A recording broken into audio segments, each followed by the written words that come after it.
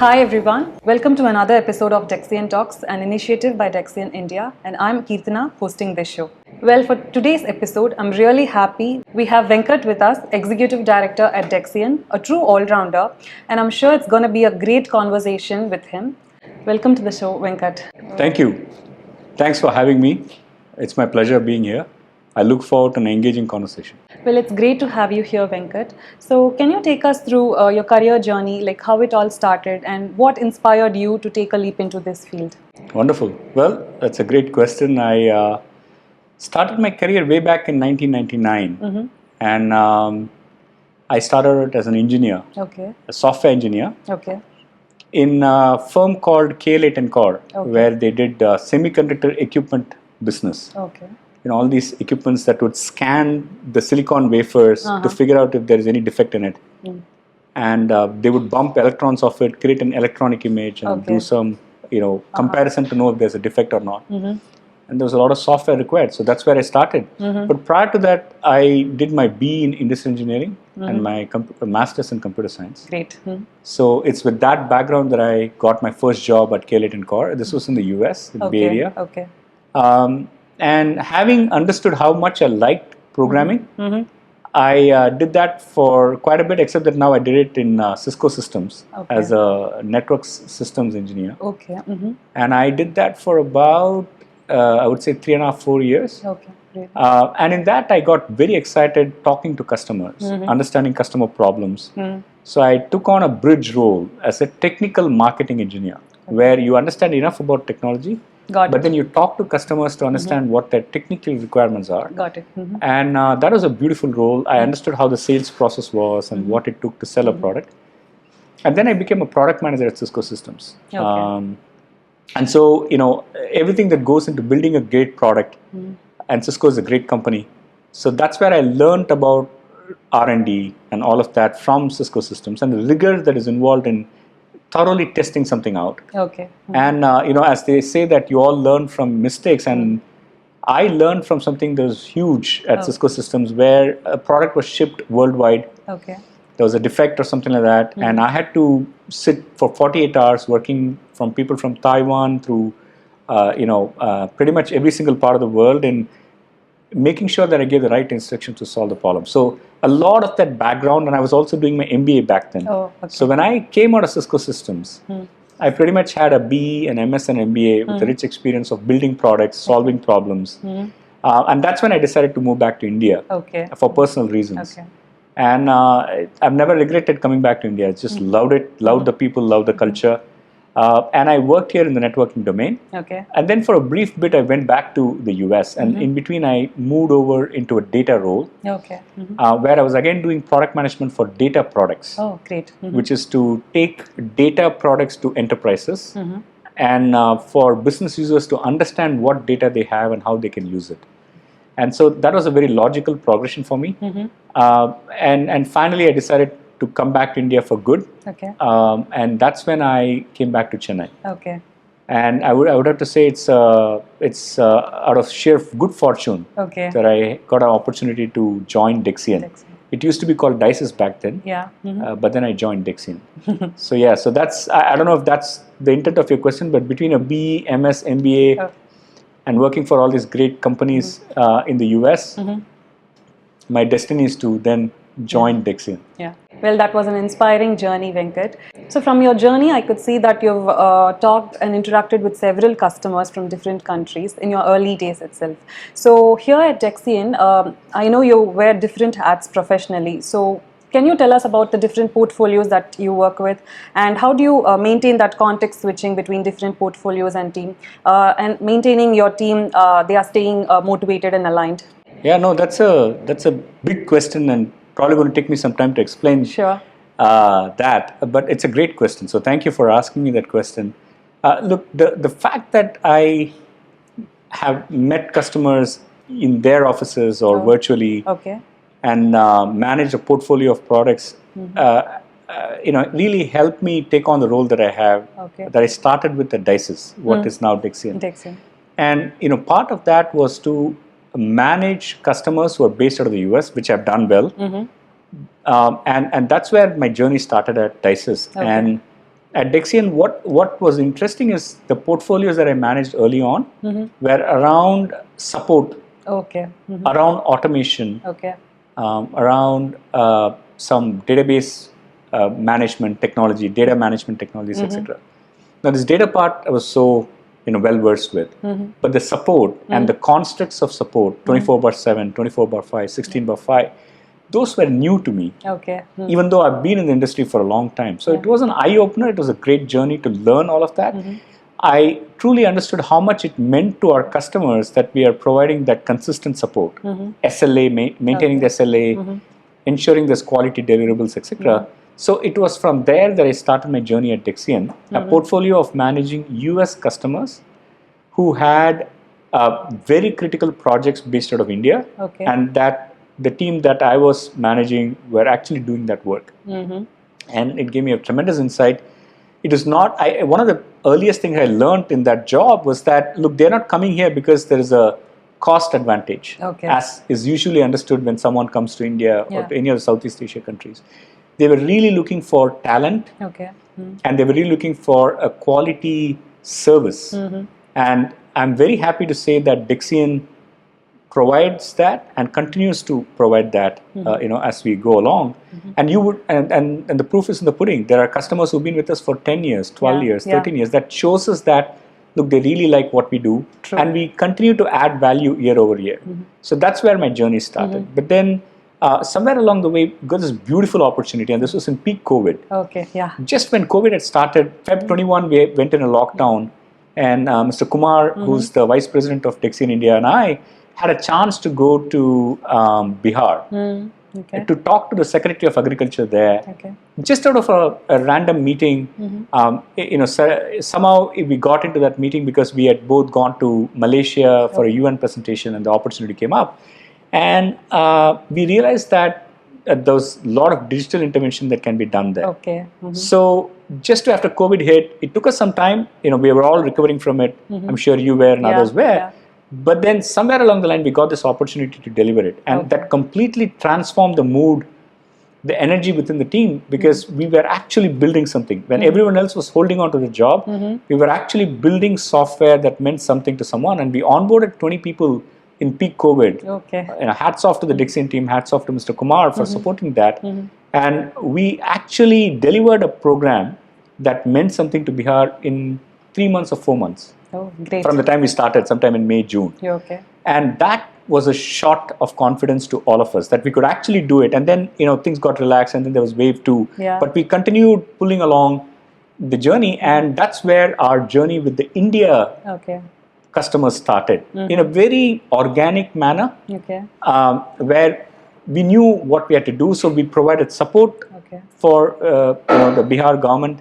We provided technical build-out services for the Bihar government. We truly understood their problem. We truly understood that a digital transformation is actually related to human transformation. You cannot have humans adopt technology without having them transform the way they do work. So we had to patiently work with the people in the Bihar government to have them adopt this technology that we had built. And it was an eye-opener. It was a revelation. We were truly inspired. And again, proof is in the pudding. The customer loves us so much for what we have done. And Gates Foundation is a big supporter of ours.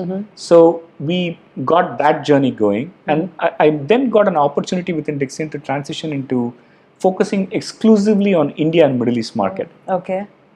And in that, now I have an opportunity to talk to not just agriculture, companies in agriculture, but also companies in manufacturing, companies in retail, companies in pharma. So this has opened the doors to truly understanding how much these customers are looking for innovating their services. They are in India, and they're looking for quality services in India so that they can innovate their business. And it's been a huge learning curve. I've been in this journey for about a year and a half or more, but it's been enriching for me personally.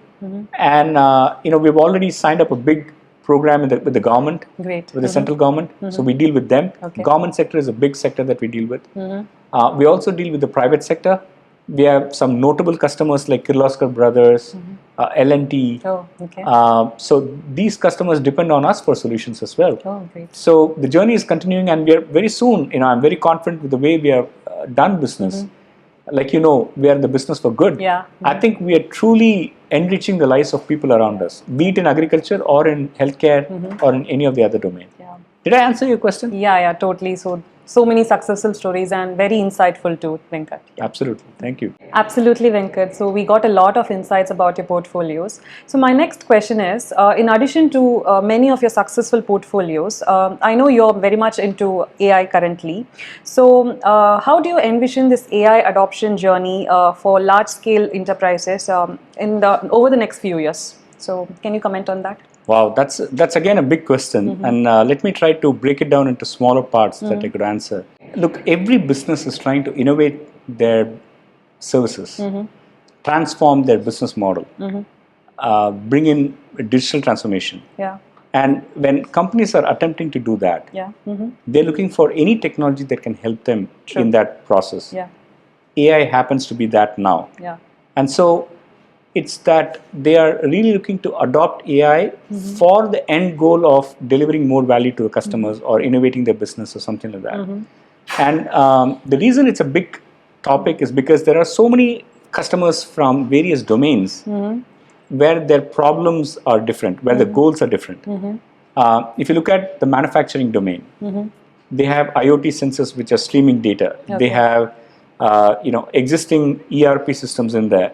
They want to be able to predict the failure of a machine in the shop floor. They want to be able to understand how they can have optimized inventory levels. Now, those problems are very different from, let's say, you take someone in healthcare or someone in agriculture. In agriculture, it's about predicting the yield of what we would get from a state or from a land. It's about using, information that the satellites provide to understand what is actually going on the ground and coming up with predictive models that are simple to understand for the farmer. There are larger problems to solve when it comes to people management. And that's the hardest part, because you really need to be able to pick up on the emotion, on what people are saying. I'm not just talking about employees, I'm actually talking about customers. When they make a call into a service personnel, what are they conversing? Am I able to sense frustration? Am I able to sense that they're happy? Am I able to sense that they don't believe in the product or the service yet? Now, those are things that are soft in nature, and you can only pick that up when you have leading technology that can work in real time. Because if you did know that, then you can let someone who's a team leader know to intervene and not delegate it to a junior person who can come in and help the customer in a better manner. So all of these things of innovating, customer service, of optimizing product levels or inventory levels in the shop floor versus trying to do something in agriculture are all use cases that are begging for a bleeding edge technology that can help with that, and that is artificial intelligence. We could talk forever about AI in deep learning or Gen AI, LLMs and all of that. But these are elements that are being actively considered by the customers today, and we are seeing that even more in India. There's something about India that's very unique right now. You may have noticed that when the West had initially adopted cell phones and all of that, when India was a laggard, we jumped many Gs and we went into 4G or 3G right away. The same is happening with AI. We let the West lead AI, but given the scale and the complexity of how things are done in India, we are innovating AI at the bleeding edge to solve some of these problems. And I'm very sure that with the work that we're doing with our customers, we'll help them truly innovate their business models and deliver superior experience to the customer, which in turn will flow back to the West. So I see the employees and the business in India leading this for all of Dexian.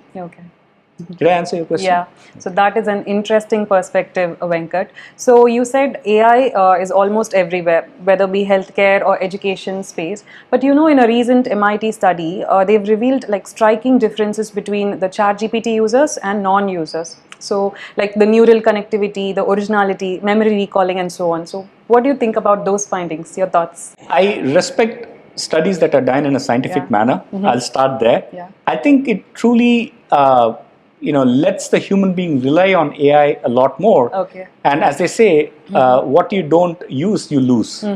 And so if the neurons are not fired, then you're going to lose them because you rely on something else to do that decision making for you. Yeah. That's at the individual consumer level, at a human level. Yeah. But when we sell to businesses, okay, I would say that we need to use technology with where its strengths are. Correct. Which is to innovate on customer service experience. True. Why would a farmer in Bihar or in Assam or in Andhra Pradesh or in Telangana not benefit from what AI can tell him or her about water levels, about optimizing the right seed and the right quantity to apply on the soil, having understood what the soil type is, having understood what the weather prediction is going to be. So anything can be used for the betterment of human being as long as we use it for the right goal. And I think there are several problems that India has, which pretty much every other country has, but the scale and complexity is a lot more in India, and AI can truly be a enabler to solve those problems. True. Yeah. And insofar as your commentary on ChatGPT versus the other, I think that's a reflection on not just ChatGPT, if I may say so. It is about social media, about many things as well. In general, human behavior and intelligence is, to pick up something that they really like. And I think as a society, we need to evolve to use technology in a limited fashion so that it can help us better ourselves, not to degrade ourselves. Very true. So it really is a weapon that we need to use in the right manner. Yeah. So that's very thoughtful, Venkat. So talking about all these new technologies, right? So what do you think, or what is your viewpoint? A corporate culture should be evolving to best utilize all these new technologies. Absolutely. I think not just Dexian, but pretty much every single enterprise is adopting these technologies at a rapid pace. And that is to, again, serve the employees or serve the partners or serve the customers. You look at employee engagement, many things have been built into it. In terms of truly understanding the employee, providing services that matter to the employee, say healthcare, say ancillary services like some support on psychology or something else. So much can be done when you understand the employee better. But there's one thing that is very critical here, which is to maintain privacy. And that again is something where we are evolving in the AI front, is to maintain the privacy and still provide targeted services to be it an employee or a citizen or a customer or a partner. Agreed.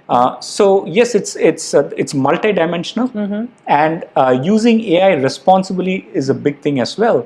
Would you use AI, which is such a powerful thing, to exploit, the subject on whom you are, collecting the data and applying AI, or are you actually doing it for the betterment of the subject in question? And I believe that a lot of the companies, and I'm happy to see that a lot of the companies truly are focusing on the betterment of, employee welfare or citizen welfare, etc. And the government is also playing a huge part. If you look at how DPDP has come in, how privacy has to be maintained, it is a multi-pronged approach to make sure that AI is safe and beneficial for everyone. Absolutely, absolutely. I think we've talked a lot about AI. So let's get a bit back. So can you talk about your leadership philosophy? If you want to encapsulate it into a word or a sentence, so what is your leadership philosophy, Venkat? Empathy. Oh, great. I really would like to allow me to explain a little bit more. I would say that the purpose of someone like me as a leader, in the group is to make sure that I truly care for the individuals that are in my group. Now, granted, there are going to be tough days where I'm going to give them a piece of my mind. But I think everyone should know that it is to make them better at what they do.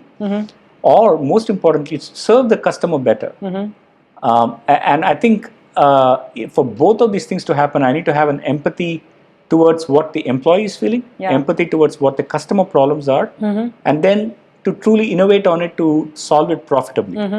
And there's one thing about Dexian, which, empathy is one of the core philosophies here as well.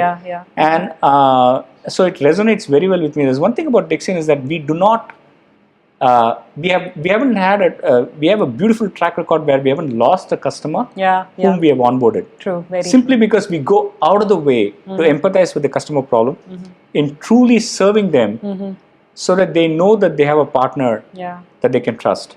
So, that's my management philosophy, and it aligns very well with what Dexian does. Yeah, so that very well says you're a great leader, Venkat. Thank you. So let's talk about Dexian Experience. We know you're very active in all those cultural events. Every event it comes up, you are part of it. So can you tell about Dexian Experience? I think Dexian Experience is just amazing and wonderful. Okay. To make someone like me dance in front of hundreds of people, I have to give a lot of credit to the people who put together, especially to Mr. Kumar. But jokes apart, I think it really makes people break out of their shell and to come out and showcase what they're good at. Very true. And I mean, it's so interesting for even an individual like me, who's been in the corporate world for a long time. I have been asking the Dexian Employee Experience leader to say, hey, why can't we have a singing competition? Okay. Because somewhere in my head, I believe that I'm a good singer. Okay. And I can contribute to the team. Okay. So, these are things that I wouldn't normally do in a different corporate. Okay. I think it's brilliant as to how the Dexian Employee Experience has been structured, where we are looking at so many facets of what an individual can do. Art, drama, filmmaking, singing, dancing, table tennis. So, I can only imagine what's going to come next, but it's beautiful. And there is a beautiful competitive spirit that has come together, where it's healthy competition, where you're trying to better yourself rather than trying to beat someone else. In how can I do something, much better than what I've done earlier to gain those so-called points so we can go to the stage and win it. Now, granted, my team is not winning, but we are competing in the right manner. So it's a lovely experience. It brings people together across groups. There are people from finance, from marketing, from HR who are part of my group, my team, and I get to know them better. So I think I've said all I have to say. So I can say you're very much into Dexian Experience. So is there a special moment that you could recall? It could be from last year or this year. One special moment? Oh, that's easy. Mr. Kumar and everyone made me dance in front of hundreds of people, and my daughter and my wife were there. Saw that. And that's a special moment for us as a family. But it's also a special moment for us as a group. Right? And by the way, it was not just me dancing. All the other leaders were also made to do their gig. But it brought out the lighter side of things to compete well. So that's a special moment for me. So, about your personal life, right? We know you're into this meditation, all about meditation, and you've trained various celebrities like big names like Rajnikant, EPS, and so on. So, how do you make time for this meditation along with all of this, various portfolios you're managing, all other stuff? So, how do you do that? Well, it's actually very easy for me personally because I started practicing meditation 32 years ago. Great. I'm not going to date myself in terms of at what age I started, but it's been a long time. And so meditation is as simple as eating or breathing for me. And somewhere along the line, I felt that not only should I draw from the well in terms of benefits of meditation, I should be able to share that with others as well. And due to the grace of someone who was very kind, I was asked to play the role of a trainer. And at that time, I was truly inspired to share the practice, but most importantly, the benefits of meditation with others. And so, yes, you have kindly cited the examples of Mr. Rajnikant or some other political leader, but what I really pride myself about, I'll tell you, is when I sit and meditate with my mother. And she feels so peaceful when she meditates with me. Now, those are things that are very profound. So when we share, what I've understood is we share broadly. We do not discriminate about whom we share it with when sharing becomes a habit.